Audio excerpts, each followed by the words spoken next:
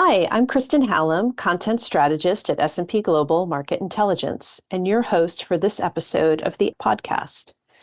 Russia has repeatedly stated that it will not work with the G7 oil price cap for crude oil that took effect on December 5th, 2022, or with the subsequent price cap on refined products that became effective on February 5th, 2023. If Russia insists on not conforming to the price cap, it cannot use services located in G7 countries due to sanctions controls. This scenario gives rise to the need for a substantial shadow or ghost fleet of vessels able to transport Russian oil as close to capacity as possible, while potentially evading G7 sanctions and the crude and refined oil price caps. Here with us to discuss these ghost ships is Byron McKinney, Product Management Director for Maritime Trade and Supply Chain at S&P Global Market Intelligence. Thanks for joining us today, Byron. Thanks, Kristen. Let's start by going back in time before the war in Ukraine began. How reliant was Russia on services located in the G7?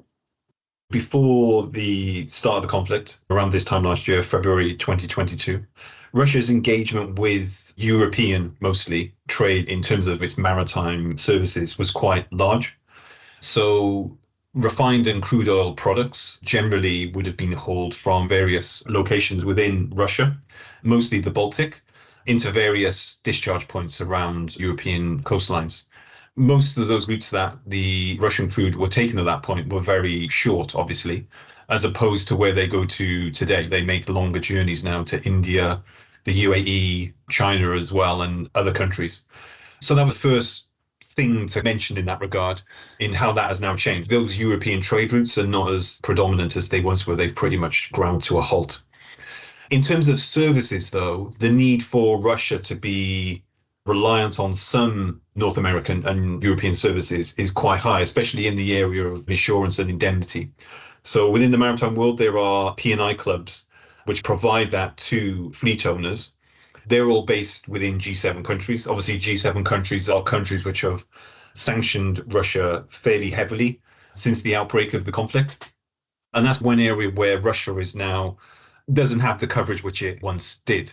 And we are now in a situation which is quite unique, really, where vessels which once had P&I coverage from G7 countries, many of them still do, which are Russian-owned or Russian-flagged, for instance, but there are many of them which are not, and they're generally still trading, still carrying crude refined products around the world, but they're not necessarily insured anymore.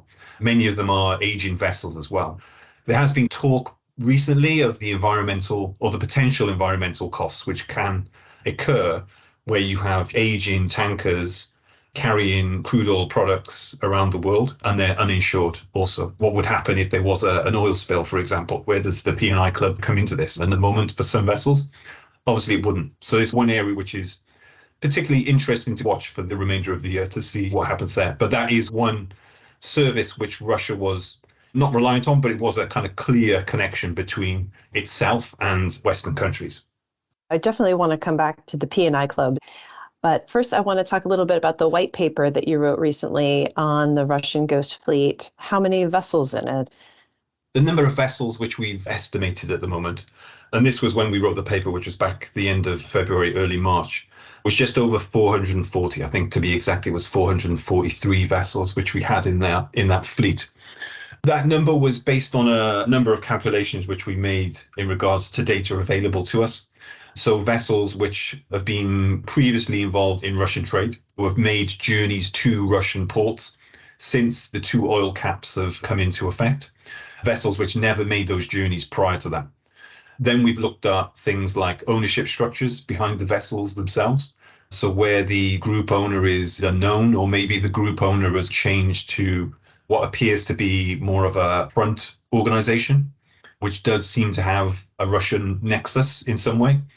And then we've also looked at vessels which were involved in the hauling of crude and refined products for Iran and Venezuela as well. So vessels potentially which have made journeys to the Malacca Straits around Singapore and have then transferred cargoes onto other vessels which have made their way to China. And there's been a clear Iranian link within those particular journeys. And then similar with Venezuela as well. So vessels which have gone dark, where the AIS transponder has no longer been able to be found on the radar around the coastline of Venezuela. Vessels such as that have also been included within that 443 number as well. So we've come to a clear picture, and maybe the number has grown since we first did the analysis, but that 443 is based on those particular numbers as well. Lots of calculations went into that, I'm sure. Yes, yeah. If these ships have gone dark, does that increase the risk potentially for accidents, for collisions? Potentially, yes. I mean, the original use and aim of AIS on a vessel was to prevent a collision. That was the first reason why that has been installed on a vessel anyway. So it can increase that potential. We haven't really seen any instances of that actually being the case at the moment. The reason for why the AIS kind of goes dark and why it's used as a tactic to obscure where vessels go to and who they engage with is because the AIS on the vessel is a manual kind of process. You know, you can switch it on and you can switch it off. They put processes or a framework in place which stop it from just being something which you can just flip on and flip off like a light switch. But the potential to do that is still there, and we still see it as well. It's one of the kind of the most basic but the most often used tactic to hide what your intentions might be and what your activity actually is. So if you want to evade sanctions, then dark activity is pretty much one of the first things which will be high up your list of things to do. Sounds similar to switching off your smartphone if you don't want to be tracked. Yes, yeah. Or the location, you switch off the location right on your phone if you want to go off the radar. Same kind of thing. Got it. So how many non-Russian vessels have potential for risk regarding Russian sanctions? So I think the number there is a lot bigger. Obviously, we estimated on the Shadow Fleet, Ghost Fleet, there was 443. I think when you get to the number which potentially would trade or carry Russian oil, the number goes a lot higher. And I think we're probably looking closer towards maybe 2,000 vessels in terms of that number. And to give a bit of context around that, those 2,000 vessels come out of a tanker fleet of around maybe 9,000, 9,500. So it's a fair chunk of that fleet. That, I guess, grey fleet, really, they're not in that kind of ghost shadow fleet section, but they're also not completely clean as well. But they are vessels which potentially started to visit Russian ports. Maybe they've conducted at sea cargo transfers with vessels which have visited Russian ports as well. So the potential for those to lift Russian cargoes is quite high as well. And that number is pretty big in terms of the overall fleet as well. I think one of the things we found with the analysis is most of those vessels do have a group ownership structure where the owner is pretty much unknown. So it's hard to go back through the registered owner or the operator or the manager and find who is the actual entity behind it, who is the overall owner for that particular vessel. And that kind of ownership structure is, if it's missing for some reason, then it's a good indicator of potential risk on that as well. One of the other things we noticed as well, which I think is maybe not too surprising for people in the maritime industry, but there are the three biggest flags globally: Liberia, the Marshall Islands, Panama, generally have a high relevance within that particular statistic as well. So out of the 1,900, I can't remember the percentage off the top of my head, but it's a high figure, which is represented by those three flags, which again, as flags of convenience, means that maybe the ability to obscure the ultimate owner is a little bit easier than if you were with a closed registry, so to speak. I think you have alluded to this already, but where are some of the hot spots for Russian oil and diesel ship-to-ship transfers? Where is this activity happening? Depending on the time of the year and the weather, there are quite a few at the moment. The ones which are kind of the biggest hotspots are the waters around South Korea, and then also the Mediterranean Sea as well. And then within the Mediterranean, there are particular areas there as well. The key one is off the southernmost tip of Greece, the Peloponnese region, which obviously, when you think about it, it's gateway from the Black Sea down into the Mediterranean. Is an obvious key area. Obviously, a lot of vessels which kind of move that route will then go down into the UAE to India and further afield as well. So that is a particular hotspot. And in terms of the numbers there, they're very, very high. The other area which we've seen a lot of activity as well is then the Straits of Gibraltar. So the small Spanish enclave on the North African coast of Quetta, just off that location. There's also been a large number of vessels which have engaged in cargo transfers from time to time. And a lot of it is just happening, still the same kind of vessels which are coming from Russian Black Sea ports, but they're just coming further west in terms of where they conduct that particular transfer. And we've seen a lot of transfers which happen there, which then move over to further down into Africa, and then also across to Brazil as the ultimate destination as to where that cargo actually reaches. The other one I mentioned, which was South Korea, is important because it offers another locational hotspot, really, which is the southeast of Russia. So Kosmino is another Russian port within that particular area which handles oil, which then kind of drifts south from there into China as well. But those are probably the three areas. And if anyone is a seasoned vessel watcher for this kind of stuff, those are the three areas I would say that you'd need to keep an eye on. The other one, final one, is probably the Atlantic as well. But because of weather issues, hasn't been as big as the others. But as we come towards the end of spring and into summer, it's likely to pick up slightly from this point on. So yeah, one kind of area we will be keeping a watchful eye on in the next couple of months. So how do these vessels manage to evade sanctions on the movement of oil and its refined products? Yeah, so it's a good question because there's kind of two things here, really. One is some of the vessels are just making direct port calls to Russia, fully visible. So you see them on the radar on AIS. They make port calls, they go off to various discharge points and unload the product. It's very different to how you see sanctions evasion in the case of a country like North Korea. With North Korea, pretty much everything is done off the radar. It's not open, it's not visible.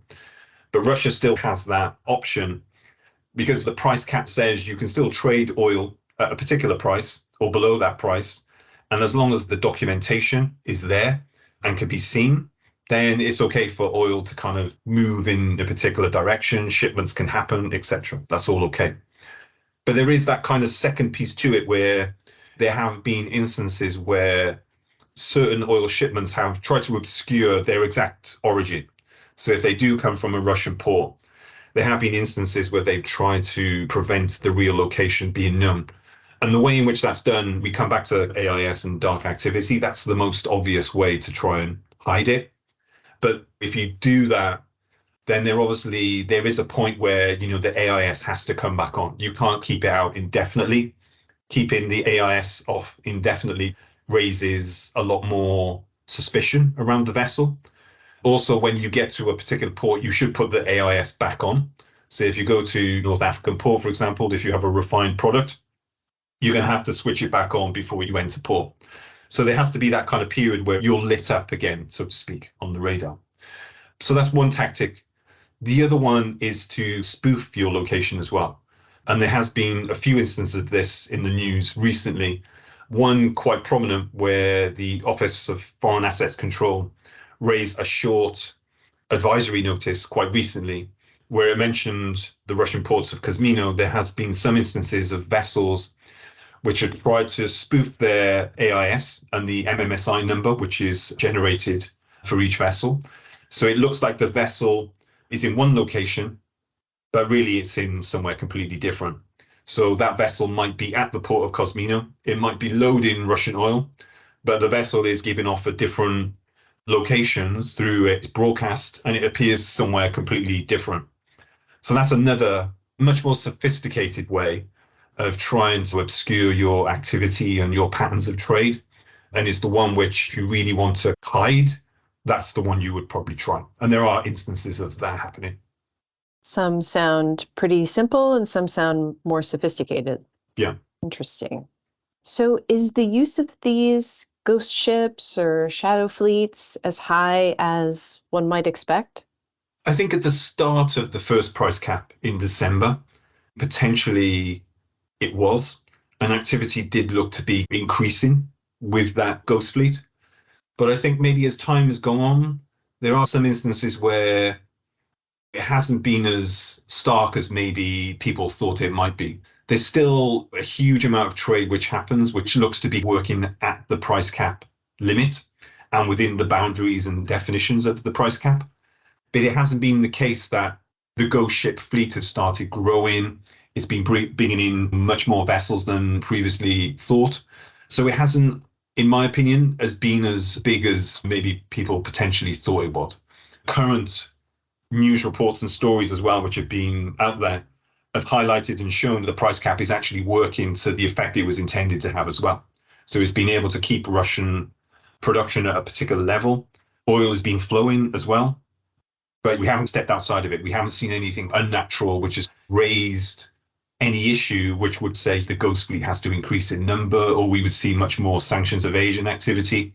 Even though there are instances of it, as we've discussed, it hasn't been as great as first thought of. It's weakened slightly over the last couple of weeks and months. But yeah, we will see what happens, as we get into the summer and beyond. But currently, that looks to be the case.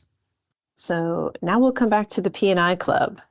Why does the P&I Club need to be so concerned about ghost ships? And what other companies or financial institutions should be concerned? So the reason, obviously, for being concerned is vessels are huge entities on their own in terms of a structure.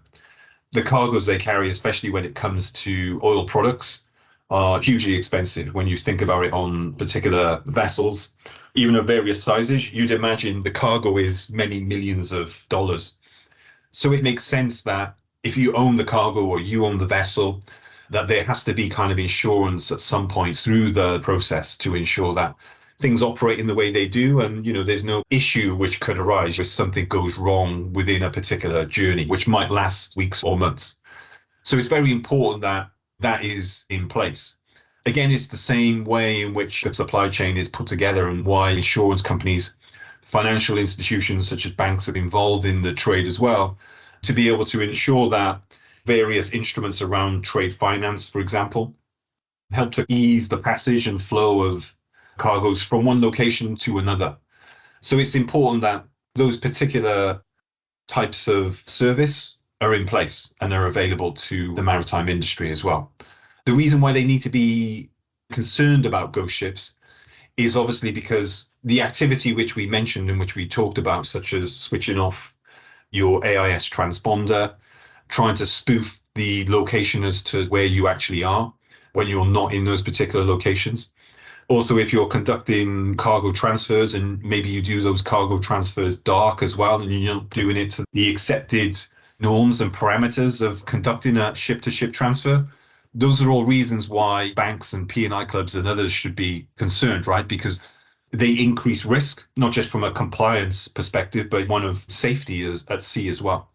So it's for those reasons which financial institutions, banks, insurance companies, P&Is, and the rest of them need to be very aware of what it is that ghost ships are up to, and also why there really shouldn't be ghost ships on the water at the moment as well, why there should be some form of transparency as to who is working where, who is trading with who, what fleet they're part of, what nationality the vessel is registered with. All that kind of information and detail is very important and needs to be out there for people to see as well.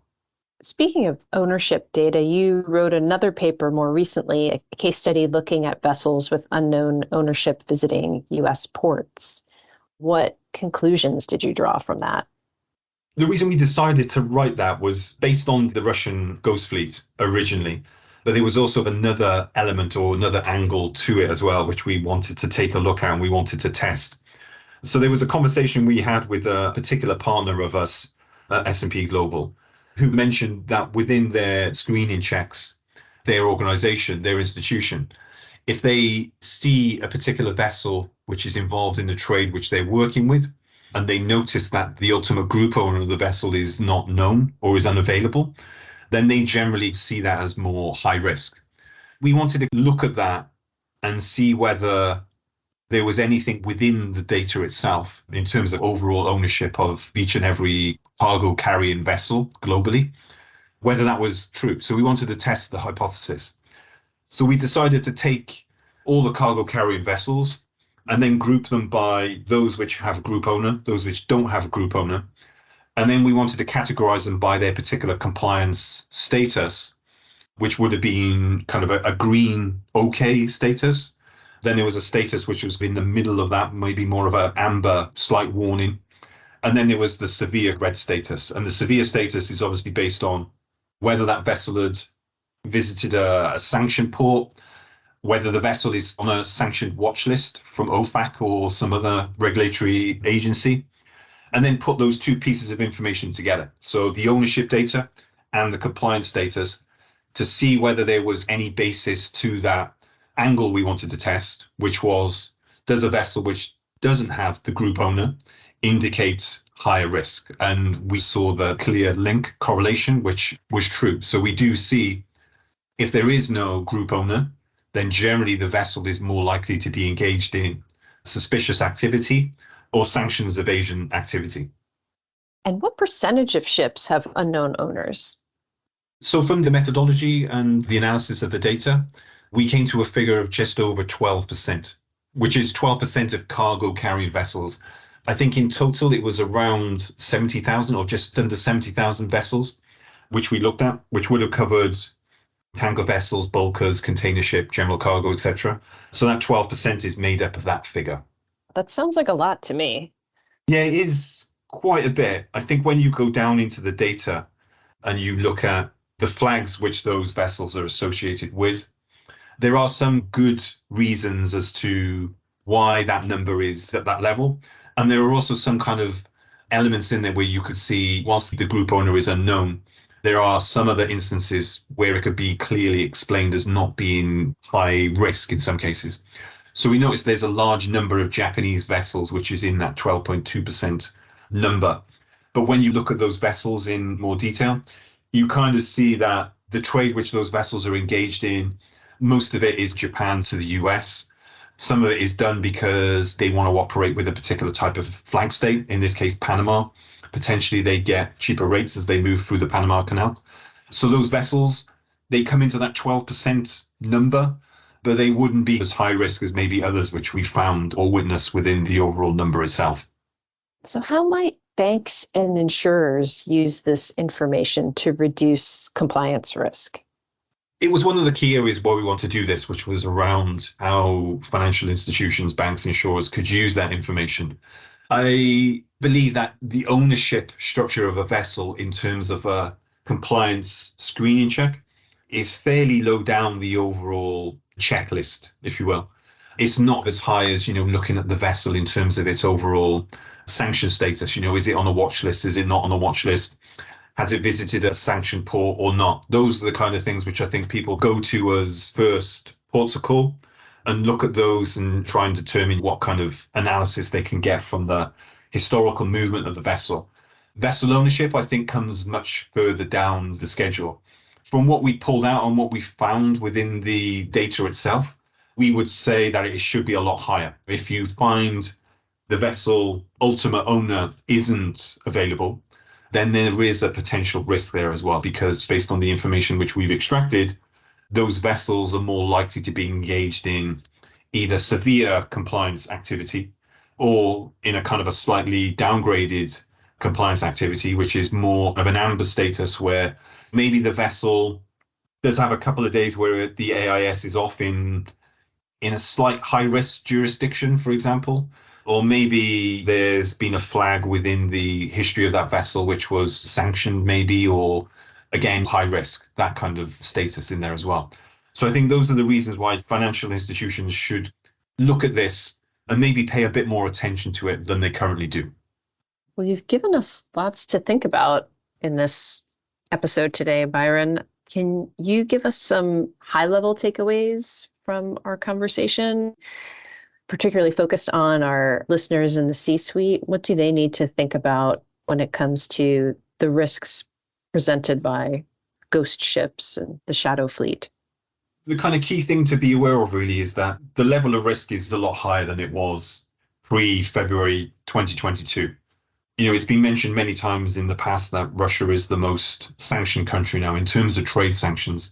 The number of goods which are under sanction, plus the oil price cap, various elements around maritime services as well, means that that risk is grown and it's got a lot busier than it once was as well. Russia is obviously a much bigger country than previous states which have come under G7 sanctions initiatives as well. Iran, North Korea, Venezuela, they haven't been as fully integrated into the global economy as Russia has. And obviously Russia has a huge energy sector there as well, which means, on the maritime side, that level of Russian risk is quite high. And I think the key takeaway to remember is there's kind of an overland Silk Road which runs from China up to the borders of Eastern Europe. And I think it's worth remembering and understanding that there's potentially a maritime version of that as well, which has extended over the last 12 months. It now runs all the way up the Black Sea through parts of Greece, Turkey, and then it goes all the way eastwards, potentially up through the South China Sea and to the borders of Russia on the eastern side as well. So that has grown, as we can see with previous sanctions in these areas as well. That ability to butt up against potential risk around various types of vessel, the types of cargo they carry, who is owning those vessels, who is the ultimate beneficiary of the cargo itself, who is the end user, all that kind of information is much more important now as well. And it's much more preponderant in terms of, where it occurs, how often it occurs, and to be fully aware of that is the key thing now. Sanctions are much more out there, and the chances of you coming up against it has increased hugely over the last 12 months. And maybe the final takeaway really is to understand that 2022 is kind of the area where a lot of the sanctions around Russia were first codified and built and put in place. And 2023 is probably the year where we'll see more sanctions enforcement, penalties, notices, which are released by various regulatory authorities and state authorities to ensure that they're being adhered to. So I think in 2023, we're likely to see a lot more enforcement action. That's something definitely to keep an eye on. And I like that image of maritime version of the Silk Road. That's one of my takeaways from our conversation for sure.